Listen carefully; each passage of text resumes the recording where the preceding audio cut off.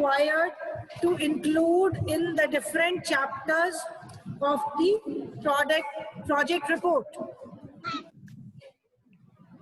Now see, chapter 1, which will be the introduction chapter.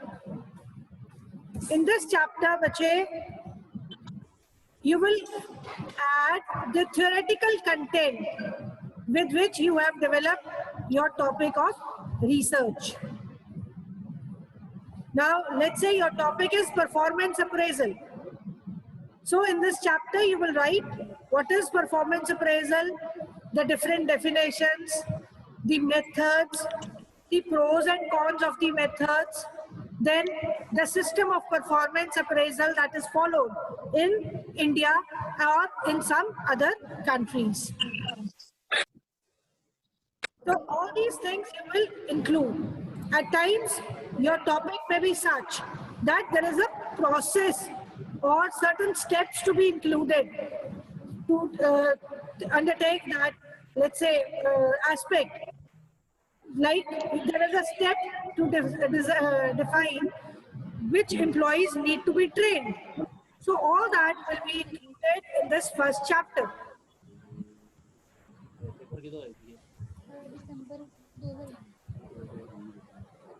In case you are doing a study of a company, that profile of the company will also be taken in the first chapter only. Second chapter will be review of literature. Steve ma'am has very elaborately discussed with you how you have to write the review of literature. So, past researches or texts that you have studied to build the framework of your topic, that will be included. Different findings of earlier studies are written in a story format by citing the name of the person who has contributed that concept. And an important thing here is that in the end of the chapter, you should summarize the chapter in the last paragraph so that all the important topics can be put together. Third chapter is research methodology.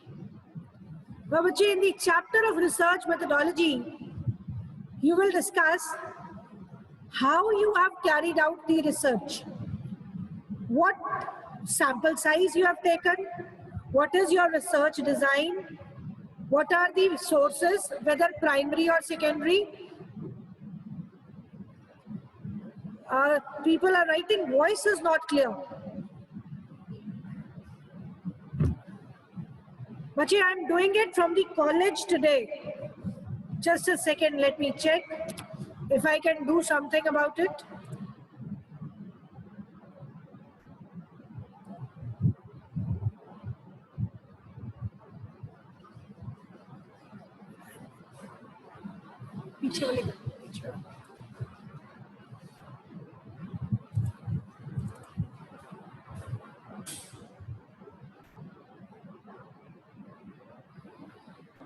Is my voice audible now? Bache, please respond. Is my voice audible? Yes, ma'am. Okay. Yes, ma'am. So in this chapter, we will be discussing the various sources of data, whether you have taken primary data or secondary data, then the sample size taken. If you are making a primary study, if you are making a questionnaire, your sample size should be at least 100. 100 people should fill your questionnaire. Then how was the questionnaire filled? Now, like in this lockdown, you cannot go personally to get your questionnaires filled. So you will be using the online facility. So you have to mention that. And lastly, you will mention the statistical tools that you have used to analyze the data. Whether you have done correlation, you have applied chi-square, or any other test that you have applied. All the details will have to be given in this chapter. Fourth chapter, analysis and interpretations. This is in fact the most crucial chapter in your whole project. In this chapter, you will be writing what your questionnaire, you can say what you can derive from your questionnaire, what are your findings from the study. Now there are certain things that you have to note. The data has to be presented in a proper sequence, and explanation or interpretation of the data has to be given. Also, you can use pie charts, graphs, etc. to make the data self-explanatory. Statistical tools for inferring conclusions have to be used very wisely in this chapter. ये नहीं कि ma'am ने बोल दिया तो लगा दिया. Evaluate करो whether you can apply correlation or you can apply regression, how you can do it. Then fifth chapter, summary and conclusions. Now this chapter is a summary of all the previous chapters. First, write a small paragraph about the concept. Then write about the research methodology that you have used in brief. Then give the findings of your study. You should also share the limitations or problems that you faced while conducting the study. And lastly, what is your conclusion about the concept you have studied?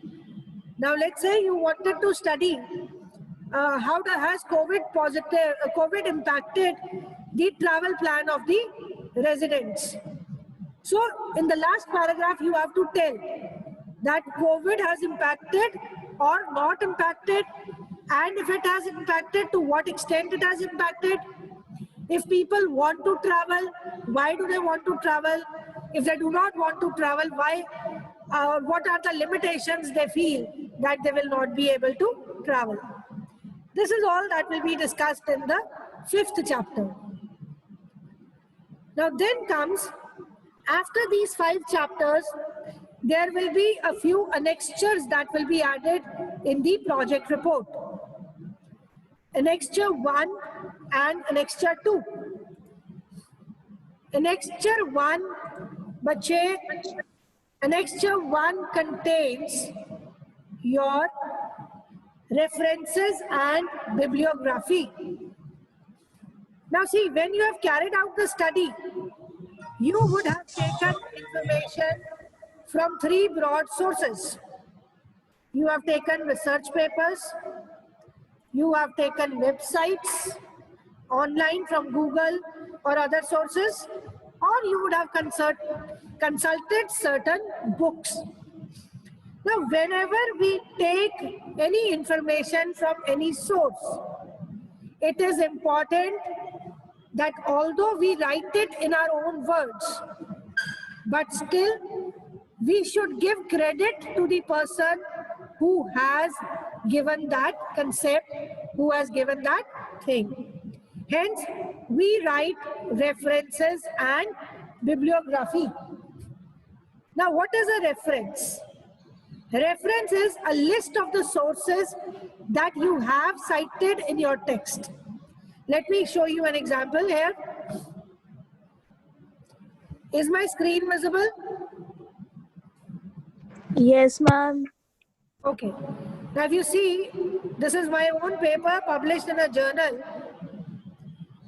Now, when you see here, at the end of the paragraph, I have written in brackets Chaudhary 2004. Similarly, if you see, I have written here Ernst and Young 2010. Or still, if I go further, Ma'am, journal is not visible. this page is not visible. There's a white page, bache. No, ma'am, no. No, ma'am.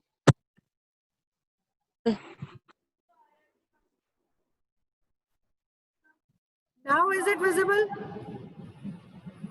Yes, ma'am. Yes, ma'am.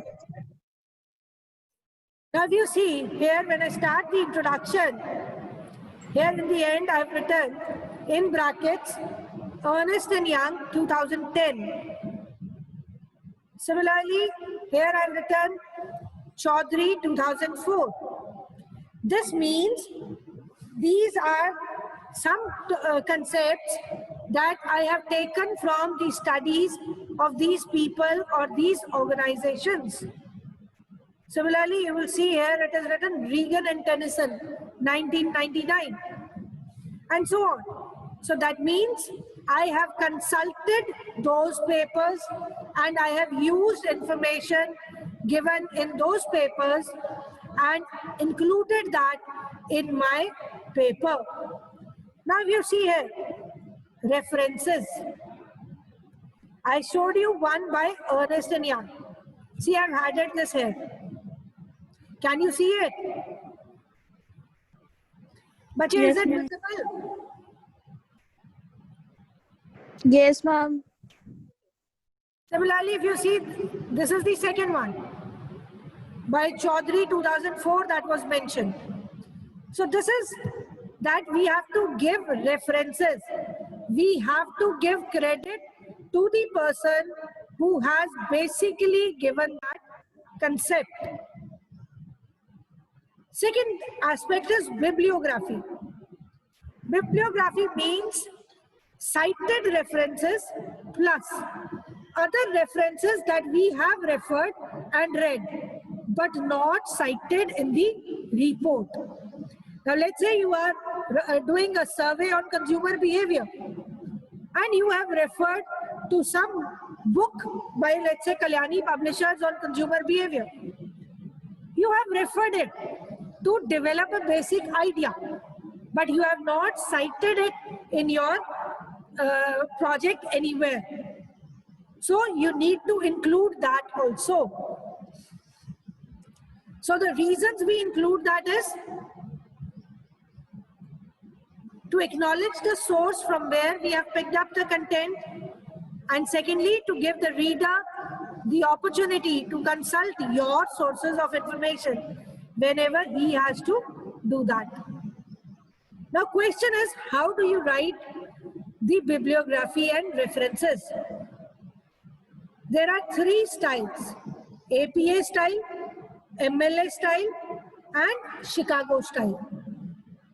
APA style is used in psychology, in business management, economics, and education. The MLA style is used generally in art stream, literature, communications, religious studies, and so on. Chicago style, it is used wherever we have to develop a historical concept of the thing. So we use it in history, fine arts, anthropology, etc. For your purpose, you will be referring to the APA style.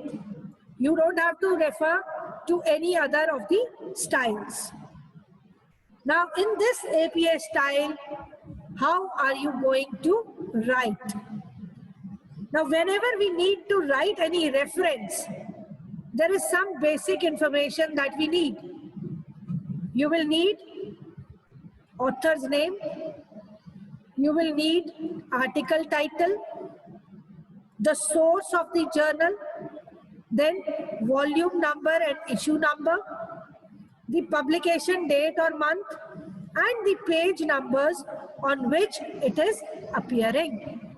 These are the 6 basic informations that you should have in order to write your references and bibliography. Now question arises, how do you write it? This is the format. You have to be very particular when writing. Where do you have to put a comma? Where do you have to put a full stop? Where does it have to come in italics, and so on? Now first, when you have to write research papers and articles, first you will write author surname, comma, initials, and then full stop. In bracket, you will write the year in which it was done. Then title of the article that you have taken. Then again a full stop. Now if you see journal title, I have put in italics, followed by a comma. Then volume number and page numbers. In case you take a paper from an online source, you will also mention the URL from which you have retrieved it. URL is nothing but the address from where you have taken it. So take this example, Gupta Shivani, Jain Ajay and Anubha, 2012, full stop. Now title of the paper is Bank Assurance, New Feasible Strategy in Banking and Insurance Sector, Moving Fast in India. Now if you see, the name of the journal is written in italics, followed by, if you see, I have written 2 and again 2 in brackets. That means second volume, second edition. Second volume, second edition, followed by the page numbers. So that is how you will quote a research paper or a journal article. Next is for books that you have referred. See, the general thing is remaining the same. Author's surname, first name, year, title of the book. Now what new has come in? Place of publication and the name of the publisher. This is the new thing that has been added. And thirdly, you will be including the web pages, the source, year. Now see here, title of the topic is taken in italics, followed by retrieved on date from so and so. Now you see this example. Ernst & Young, 2010, Indian insurance sector stepping into the next decade of growth. Now I have written in italics the title of the paper, title of the article that I had taken. Retrieved from, name of the website from which it was taken on, date on which it was taken. So that is how you will be writing your bibliography and references. Then comes your annexure 2. Annexure 2 will have your questionnaire in case you are using primary data, but in case you are using secondary data, in that case you may put the secondary sources that you have used. Let's say you have taken some balance sheets or reports of some organizations. You may include them in your annexure 2. So that's it for the day. Any questions that you want to ask? Any questions? You can put them in the chat box. Good morning, ma'am. Good morning. Ma'am, what is in which order we have to write references? Actually, you will go it alphabetically. Like it is arranged in a dictionary, in the same way you will write your references. Ishita Okay, is ma'am. the minimum or maximum number of pages. Ishita, there is no such limit. It will all be according to the topic that you have taken. But on an average, it has to be 60 to 80 pages. Rest, it depends on the topic that you have taken.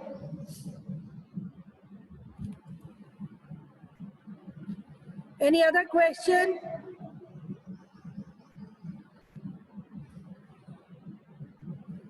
Bachi, any other question? Any other query?